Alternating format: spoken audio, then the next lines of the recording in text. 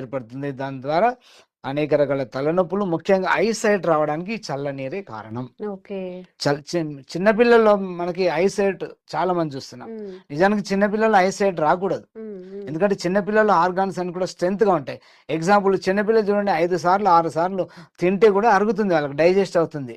వాళ్ళ digestive system అంత strength గా ఉంటుంది. అంటే టోటల్ ఆర్గాన్స్ అని కూడా స్ట్రెంత్ గా ఉంటాయి. కళ్ళు కూడా అంత స్ట్రెంత్ గా ఉంటాయి. కానీ చిన్నపిల్లల సైట్ రావడానికి ఈ చల్లని cool drinks, cool cakes, cool ice క్రీమ్సే పదే పదే తినడం వల్ల, ఇప్పుడు చెప్పినట్టుగా బ్లడ్ సర్క్యులేషన్ కళ్ళకు తగ్గడం వల్ల కళ్ళు పనిచేసే సామర్థ్యం తగ్గుతుందండి. ఏ ఆర్గాన్కైనా ఆ ఆర్గాన్కి అందేటటువంటి బ్లడ్ సర్క్యులేషన్ పైన ఆధారపడి ఉంటుంది అది పనిచేసే సామర్థ్యం. ఏ ఆర్గాన్కైనా బ్లడ్ తక్కువైతే అది పనిచేయదు. ఇలాంటి ప్రమాదం జరుగుతుంది చల్లని నీటి వల్ల. అందుకని దీనికి బదులుగా గోరువెచ్చని నీళ్లు తాగాలి. గోరువెచ్చని నీళ్ళు తాగితే అనేక రకాల బెనిఫిట్స్ ఉన్నాయి.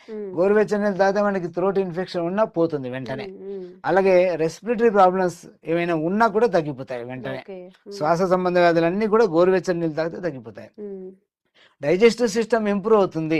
మనం తిన్నటువంటి ఆహారం డైజెస్ట్ అవ్వాలంటే సర్టన్ డిగ్రీ టెంపరేచర్ మెయింటైన్స్ అవ్వాలి. గోరువెచ్చని నీరు ఏం చేస్తుంది, అది ఫుల్ఫిల్ చేస్తుంది, జీర్ణక్రియని పెంచుతుంది. గోరువెచ్చని నీరు వెంటనే బ్లడ్లోకి వెళ్తుంది కాబట్టి సర్క్యులేటరీ సిస్టమ్ ఇంప్రూవ్ అవుతుంది.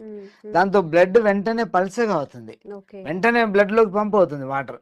దాంతో బ్లడ్ పల్చగా అయితే కిడ్నీల పైన బర్డెన్ తగ్గుతుంది, ఈజీగా ఫిల్టర్ అవుతుంది. చిక్కగా ఉన్నటువంటిది ఈజీగా ఫిల్టర్ అవ్వదు, పలుచగా ఉన్నది ఈజీగా ఫిల్టర్ అవుతుంది. దాంతో కిడ్నీల పైన బర్డెన్ తగ్గుతుంది, కిడ్నీలు పనిచేసే సామర్థ్యం పెరుగుతుంది. అలాగే ప్యాంక్రియాస్కు బ్లడ్ సర్క్యులేషన్ బాగా అందుతుంది.